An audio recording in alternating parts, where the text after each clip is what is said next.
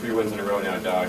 Given what's coming up here in the next 2 weeks, obviously with all speculation, how important is those 2 weeks to the future of this team? Well, you mean as far as playing or as far as getting through the gossip stuff?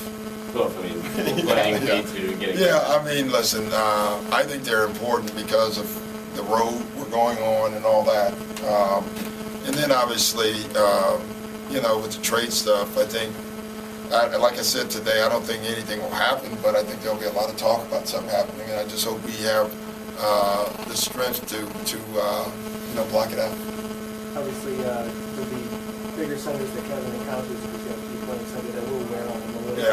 What are the freedoms advantages? Well, first of all, he's so smart defensively. So there will be bigger, but they have to be awful smart to score. He's so crafty. Secondly, I think his speed now, he's the quick person.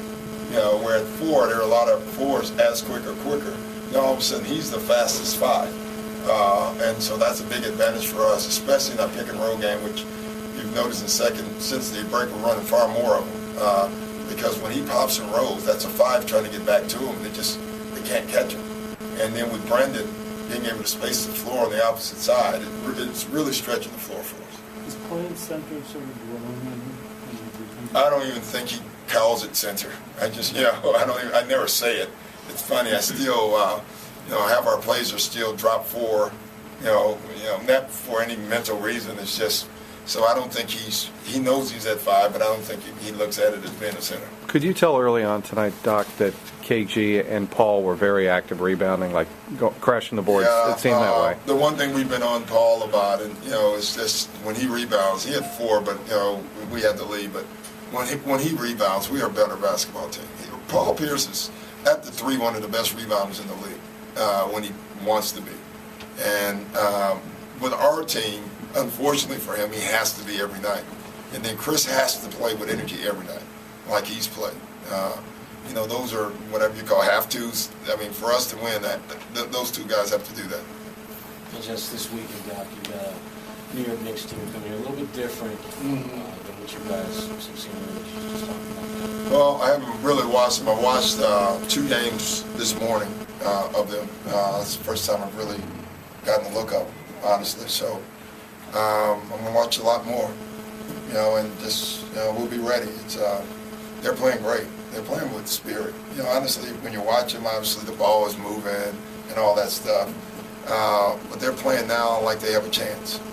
They believe. And once you have that, then that's a tough team you have to play. And so they'll be ready for us. And with Jeremy Lin at the point, obviously that's been a huge factor, and they're just different outlets. Yeah, I'm going to check with Kobe and see, how to guard that. Jeremy Lin's played great. I have watched him because you have no choice. But he's fantastic. He's scoring the ball at a high rate.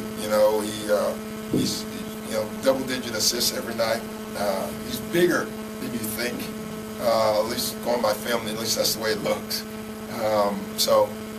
But they still got other guys that are pretty good on that team too. They've added guys. Baron Davis is now back. J.R. Smith, which I thought was a good pickup for them.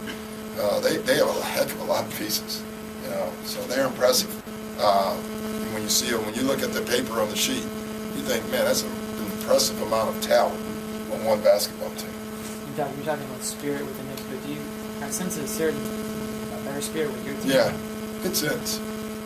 Really, it is. It's a good pickup. They, I don't know why. Obviously, we're winning, but you could sense you sensed it even the first game out of the break. It's just our locker room's good.